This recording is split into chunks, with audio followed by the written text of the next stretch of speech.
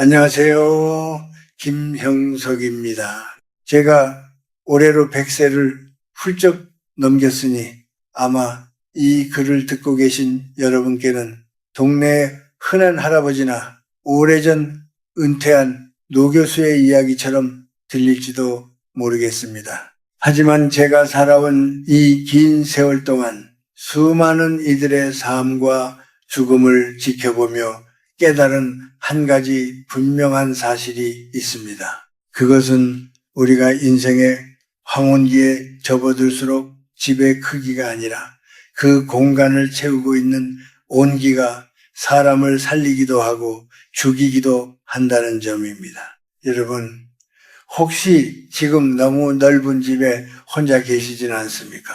젊은 시절에는 남들에게 보이기 위해 혹은 자식들에게 넉넉한 공간을 내어주기 위해 평수를 넓히고 높은 담을 쌓는 것이 성공의 상징이라 믿으며 살아왔을 겁니다.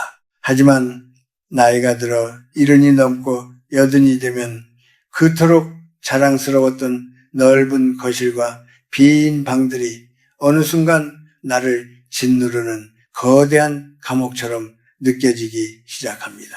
저는 이것을 단순히 외로움이라 부르지 않습니다. 우리 조상들이 경계했던 정막상가 혹은 외로움의 살기라고 부르고 싶습니다.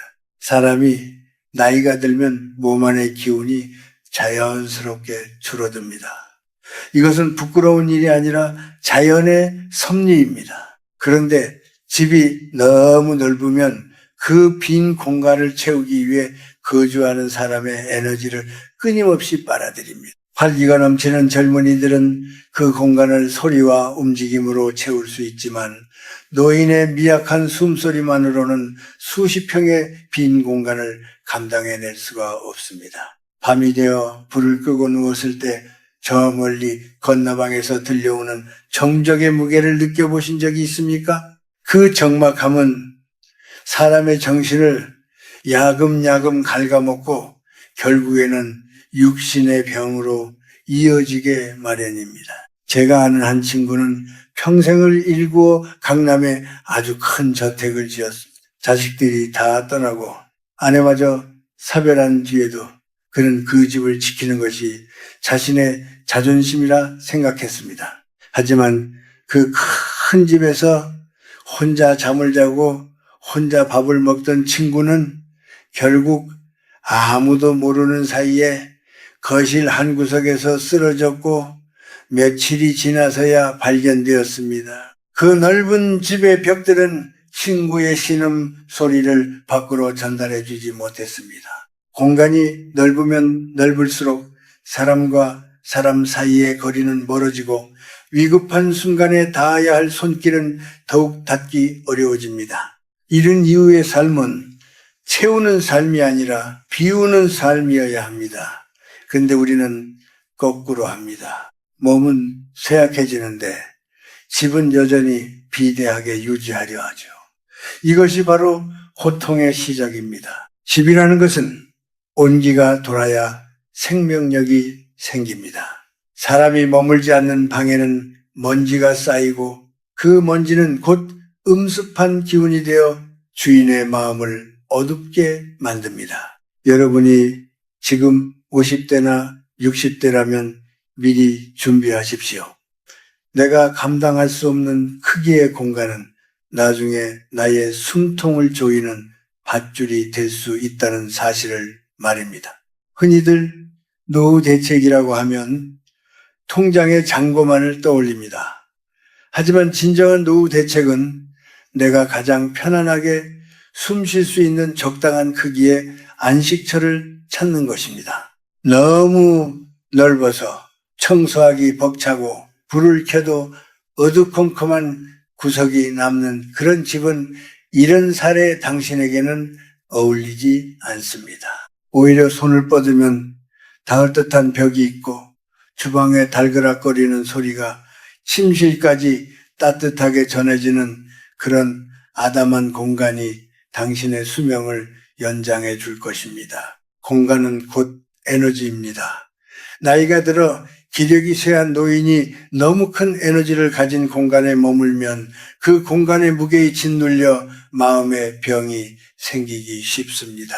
그것이 제가 오늘 여러분께 왜 이른이 넘으면 너무 넓은 집에서 혼자 자면 안 되는가에 대해 첫 번째로 드리고 싶은 말씀입니다. 공간의 크기가 행복의 크기가 아님을 오히려 독이 될 수 있음을 깊이 생각해 보시길 바랍니다. 다음 장에서는 우리가 왜 그토록 이 넓은 공간에 집착하게 되는지, 그리고 그 집착이 우리 영혼에 어떤 영향을 미치는지에 대해 조금 더 깊은 이야기를 나눠보고자 합니다. 우리가 왜 그토록 넓은 집과 커다란 거실에 집착하며 살아왔는지 그 속내를 가만히 들여다볼 필요가 있습니다. 우리 세대는 가난을 뼈저리게 겪으며 자라온 세대입니다. 좁은 방 한 칸에 온 가족이 몸을 맞대고 자야 했던 시절.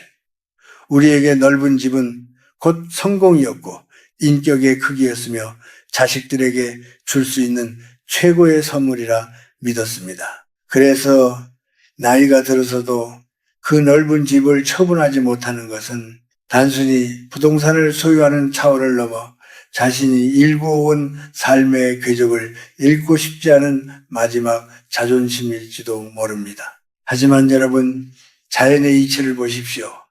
나무도 오래되면 속을 비워내고 계절이 바뀌면 무성했던 잎을 다 떨어뜨립니다. 사람도 마찬가지입니다. 젊었을 때는 밖으로 뻗어나가는 양의 기운이 강해서 넓은 대지를 호령하고 큰 집을 다스릴 힘이 있습니다. 하지만 70이 넘고 8살, 90살이 되면 기운은 안으로 수렴됩니다.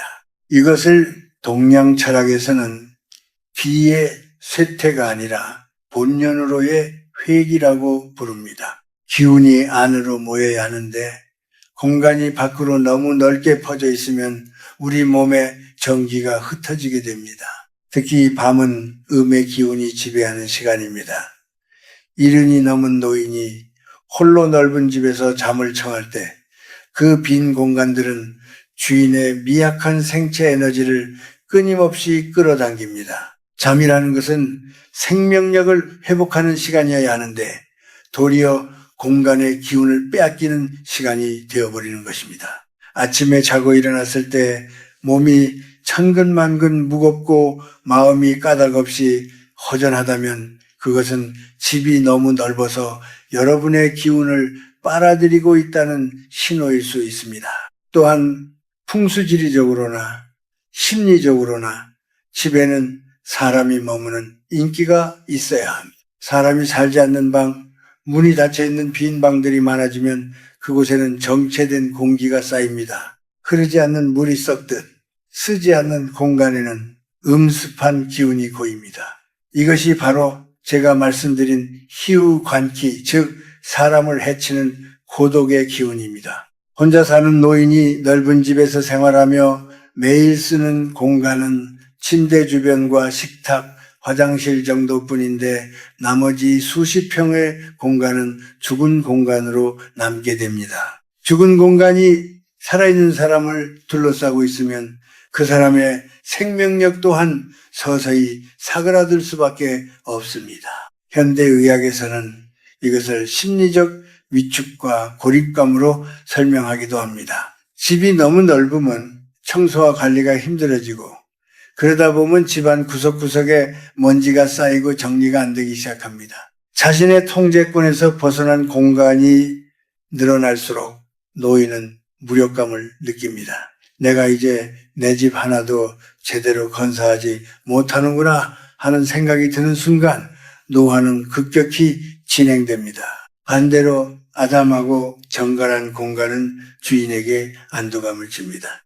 내 손이 닿는 곳에 모든 물건이 있고 내 시야 안에 집안의 모든 상황이 들어올 때 인간은 심리적으로 가장 평온한 상태를 유지합니다. 이른 이후의 건강은 화려한 보약이 아니라 이러한 평온함에서 나옵니다. 텅 빈 안방에서 천장을 바라보며 공허함을 느끼는 대신 포근한 방에서 따뜻한 차 한 잔의 향기가 온 방 안에 가득 차는 것을 느끼는 삶이 훨씬 더 건강한 삶입니다. 여러분, 자식들이 명절에나 한두 번 들르는 그 빈 방들을 지키기 위해 여러분의 남은 생명력을 소진하지 마십시오. 그 방들은 이제 여러분의 책임이 아닙니다. 오히려 그 공간을 비우고 여러분의 몸과 마음이 감당할 수 있는 따뜻하고 작은 안식처로 옮기는 용기가 필요합니다. 그것이 바로 나 자신을 사랑하고 나의 남은 생을 존중하는 길입니다. 이제 우리는 그 넓은 공간이 주는 허세에서 벗어나야 합니다. 내 몸 하나 편히 누일 공간, 내 마음 하나 온전히 기댈 수 있는 작은 구석만 있다면 그것으로 충분합니다. 기운을 뺏는 집이 아니라 기운을 채워주는 집으로 가야 합니다. 그래야만 우리는 100세를 넘어 더 건강하고 지혜롭게 살아갈 수 있습니다. 다음 장에서는 우리가 외로움이라는 감정을 어떻게 대해야 하는지, 그리고 혼자 있는 시간을 어떻게 치유의 시간으로 바꿀 수 있는지에 대해 이야기해 보겠습니다. 집이 넓으면 그만큼 외로움이 머물 자리도 넓어지는 법입니다. 1년을 넘긴 나이에 마주하는 고독은 젊은 시절의 그것과는 본질적으로 다릅니다. 젊을 때는 고독이 잠시 쉬어가는 간이역 같은 것이었지만 노년의 고독은 자칫하면 나를 집어삼키는 거대한 파도와 같습니다. 특히 자식들을 다 키워보내고 평생을 함께했던 배우자마저 먼저 떠나보낸 뒤 홀로 남겨진 커다란 집은 더 이상 안식처가 아니라 상처를 헤집는 공간이 되기도 합니다. 벽에 걸린 가족 사진 속 사람들은 환하게 웃고 있는데 정작 그 넓은 거실에 앉아있는 사람은 나 혼자뿐일 때 그 괴리감은 이루 말할 수 없는 통증으로 다가옵니다. 아이들이 뛰어놀던 빈 방, 손주들이 놀러 오면 자고 가라고 비워둔 그 방들이 이제는 먼지만 쌓인 채 찬 기운을 내뿜습니다. 많은 이들이 이 추억 때문에 집을 떠나지 못한다고 말합니다. 이 집에 우리 아이들의 흔적이 있고 내 젊은 날의 땀방울이 서려 있는데 어떻게 버리고 가느냐고 하소연합니다. 하지만 여러분, 추억은 마음속에 간직하는 것이지 벽지에 붙어 있는 것이 아닙니다. 과거의 그림자가 너무 크면 현재의 빛이 들어올 자리가 없습니다. 노년에 겪는 심각한 질병 중 하나가 바로 소외감입니다. 사회적으로 단절되고 육체적으로 쇠약해진 상태에서 너무 넓은 공간에 갇혀 지내다 보면 자기 자신이 한없이 작아 보입니다. 집은 대궐 같은데 그 안에 나는 초라한 노인일 뿐이라는 생각이 들기 시작하면 그것이 바로 우울증의 시작입니다. 저는 100년 넘게 살면서 마음이 몸을 지배하는 것을 수없이 보았습니다. 마음이 허해지면 면역력이 떨어지고 잠을 자도 깊은 잠을 자지 못하며 입맛이 사라집니다. 이 모든 것이 실은 나를 감당하지 못하는 넓은 공간에서 오는 허기 때문일 수 있습니다. 또한 물건들에 둘러싸여 사는 삶도 경계해야 합니다. 큰 집에는 필연적으로 쓰지 않는 물건들이 쌓이게 마련입니다. 10년 넘게 한 번도 열어보지 않은 상자들, 이제는 입지도 않는 옷들, 누군가에게 선물 받았지만 구석에 처박아둔 잡동사니들이 집안 곳곳을 차지하고 있습니다. 물건에도 기운이 있습니다. 쓰이지 않는 물건은 죽은 기운을 내뿜고 그것이 쌓이면 집안의 흐름을 막습니다. 노년에는 물건을 관리하는데 에너지를 써서는 안 됩니다. 내 손이 닿지 않고 내 시선이 머물지 않는 물건들은 과감히 정리해야 합니다. 그것이 곧 내 영혼을 가볍게 만드는 길입니다. 가끔은 동네 골목길을 걷다 보면 작은 빌라나 아파트에서 도란도란 들려오는 사람 소리가 부러울 때가 있을 겁니다. 사람의 목소리는 최고의 보약입니다. 그런데 너무 큰 집, 담장이 높은 집은 외부의 소리를 차단하고 나만의 성을 만듭니다. 고립은 곧 노아의 지름길입니다. 우리가 이른이 넘어서도 사회와 연결되어 있고 이웃과 인사를 나누며 살아가려면 집의 문턱이 낮아야 하고 공간이 친밀해야 합니다.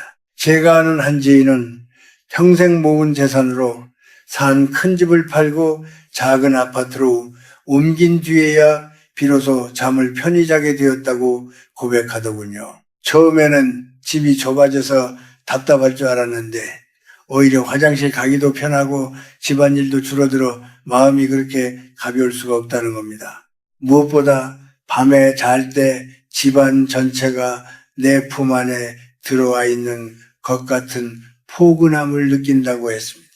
이것이 바로 공간의 치유력입니다. 여러분, 스스로를 넓은 감옥에 가두지 마십시오. 자식들에게 물려줄 재산이라 생각하며 그 큰 집에서 고통스럽게 버티는 것은 자식들에게도 큰 짐이 될 뿐입니다. 진정으로 지혜로운 노년은 내 몸과 마음이 가장 편안할 수 있는 최적의 크기를 찾아가는 과정입니다. 텅 빈 공간이 주는 공허함에 익숙해지지 마십시오.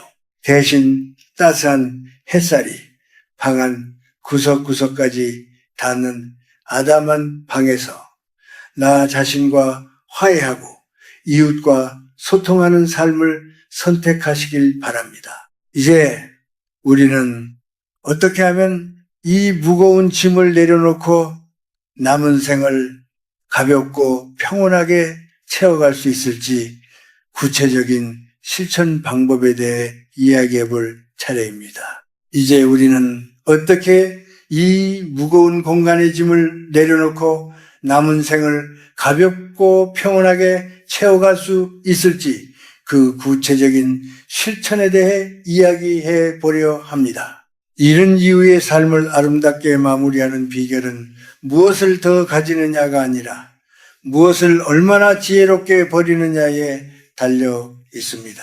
이것은 단순히 집의 크기를 줄이는 이사만을 의미하는 것이 아니라 내 삶의 질서를 재편하는 영성적인 작업이기도 합니다. 가장 먼저 해야 할 일은 내 주변의 물건들과 작별하는 법을 배우는 것입니다.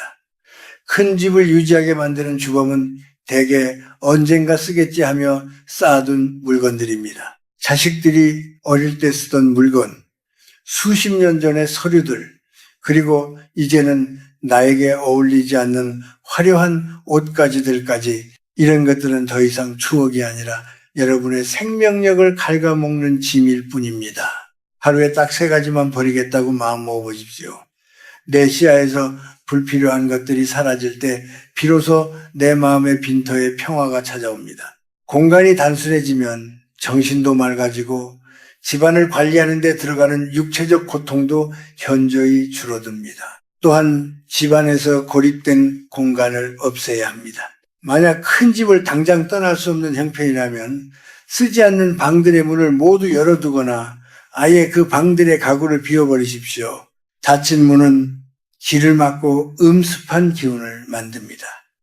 가능하다면 생활 반경을 거실과 안방 중심으로 좁히고 집안의 모든 조명을 밝게 유지하십시오.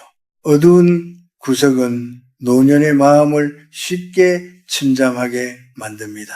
전기세가 아깝다고 불을 끄고 어둠 속에 앉아 있는 것은 스스로를 죽은 공간으로 밀어넣는 것과 같습니다. 밝은 빛은 양의 기운을 불러오고 여러분의 기력을 북돋아 줍니다. 말의 습관도 바꿔야 합니다. 이 넓은 집에 나 혼자뿐이네. 죽을 날만 기다린다. 같은 단식은 입 밖으로 내뱉는 순간 여러분의 집안을 더 차갑게 얼어붙게 만듭니다.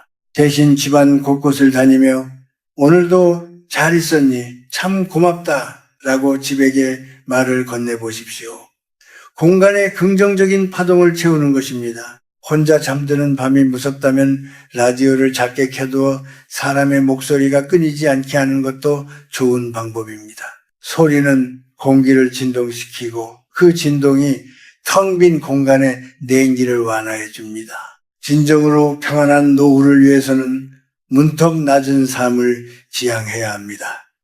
집이 너무 크고 화려하면 남을 초대하기가 오히려 부담스러워집니다. 반면 소박하고 정갈한 집은 사람들을 편안하게 불러 모읍니다. 혼자 잠드는 것이 독이 된다면 친구를 초대해 하룻밤을 같이 보내거나 이웃과 더 자주 왕래할 수 있는 환경을 만드십시오. 사람의 운기만큼 좋은 방어막은 없습니다. 이른이 넘어서도 평안한 분들의 공통점은 자신의 공간을 완벽하게 장악하고 있다는 점입니다. 내가 어디에 무엇이 있는지 다 알고 내 몸이 움직이는 동선이 짧으며 모든 공간이 내 온기로 가득 찬 집, 그런 집에서 사는 노인은 결코 초라해지지 않습니다. 여러분, 이제 결단이 필요합니다. 체면과 허울 때문에 넓은 집의 노예로 살 것인지, 아니면 작지만 빛이 잘 드는 아담한 방에서 나만의 시간을 온전히 누리는 주인이 될 것인지 선택하십시오. 비우는 것은 잃는 것이 아닙니다.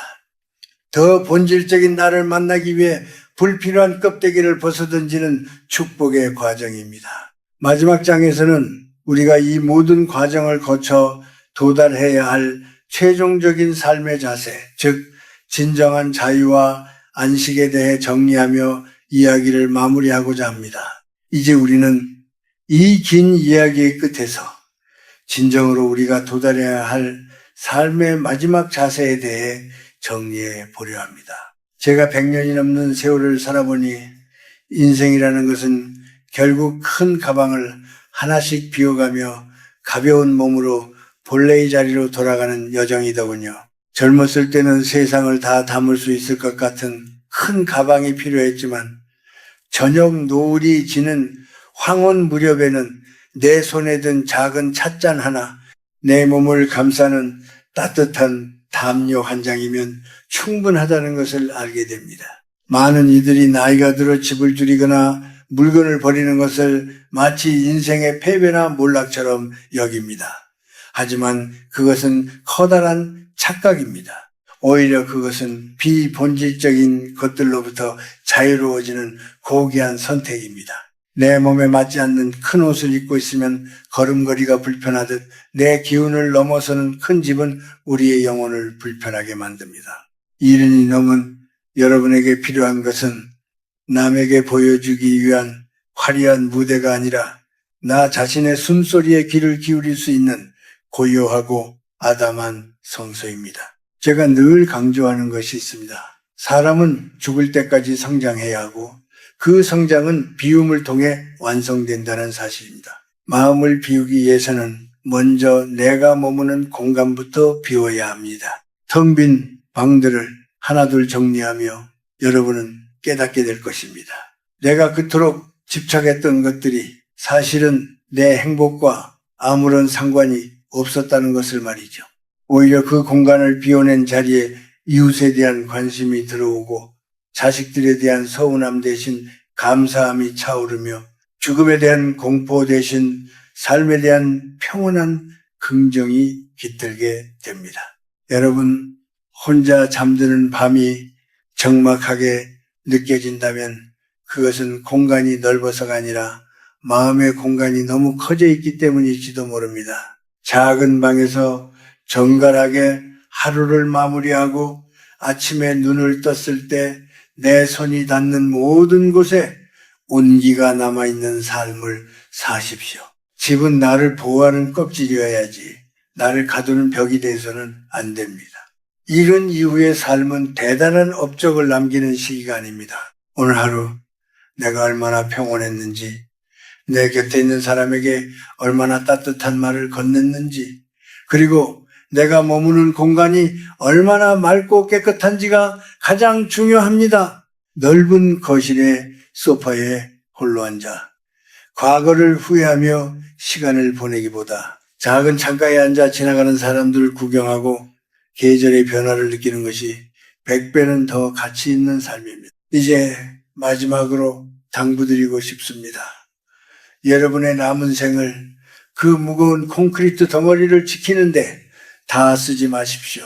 더 많이 걷고 더 많이 사람을 만나고 더 작은 공간에서 더 밀도 높은 행복을 누리십시오. 그것이 바로 제가 100년을 살아오며 발견한 가장 아름다운 노년의 모습이 비우십시오. 그리고 가벼워지십시오. 그래야만 우리는 저 너머의 세상으로 건너갈 때도 가벼운 발걸음으로 웃으며 떠날 수 있습니다. 여러분의 집이 더 이상 외로움의 수렁이 아니라 작지만 빛나는 보석 같은 안식처가 되기를 진심으로 기도합니다. 이 긴 이야기를 들어주셔서 고맙습니다. 오늘 밤은 부디 여러분의 몸과 마음을 꼭 안아줄 수 있는 포근한 곳에서 편안한 잠자리에 드시길 바랍니다.